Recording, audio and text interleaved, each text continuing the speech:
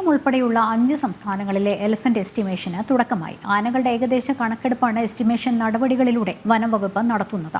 കേരളത്തിന് പുറമെ തമിഴ്നാട്, കർണാടക, ആന്ധ്ര, തെലങ്കാന എന്നീ സംസ്ഥാനങ്ങളിലും ആനകളുടെ കണക്കെടുപ്പ് നടക്കുന്നുണ്ട്.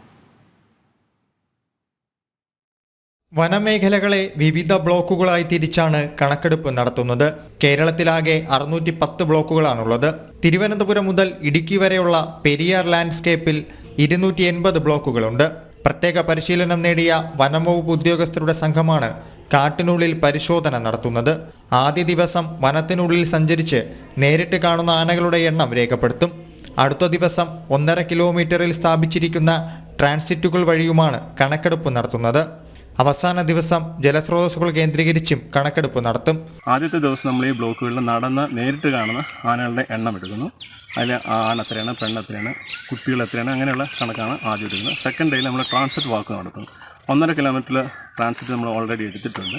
അതിനെ കാണപ്പെടുന്ന എലഫൻറ്റ് ഡങ്ക് അത് എത്ര എണ്ണമുണ്ട്, അതിൻ്റെ പഴക്കം എത്രയുണ്ട്, ഈ ട്രാൻസിറ്റിൽ നിന്ന് എത്ര ദൂരത്തിലാണ് കാണുന്നത്, അതിൻ്റെ ആംഗിൾസ് എത്ര ആംഗിൾ മാറിയിട്ടാണ് കിടക്കുന്നത്, അങ്ങനെയുള്ള ഡാറ്റാസ് നമ്മൾ എടുക്കുക. മൂന്നാമത്തെ ദിവസം നമ്മൾ വാട്ടർ ഹോൾ ബേസ് ചെയ്തിട്ടുള്ള കണക്കെടുപ്പാണ് നടത്തുന്നത്. വാട്ടർ ഹോളിൽ വരുന്ന ആനകളുടെ എണ്ണമാണ് എടുക്കുന്നത്. അങ്ങനെ 3 ദിവസം കൊണ്ട് ഈ കണക്കെടുപ്പ് പൂർത്തിയാക്കി അതിൻ്റെ ഡാറ്റാസ് നമ്മൾ അനലൈസ് ചെയ്ത് ഒരു ജൂലൈ അവസാനത്തോടുകൂടി അതിൻ്റെ ഫൈനൽ റിപ്പോർട്ട് സബ്മിറ്റ് ചെയ്യപ്പെടുമെന്നുള്ളതാണ് നമ്മൾ ഇപ്പോൾ പ്രതീക്ഷിക്കുന്നത്.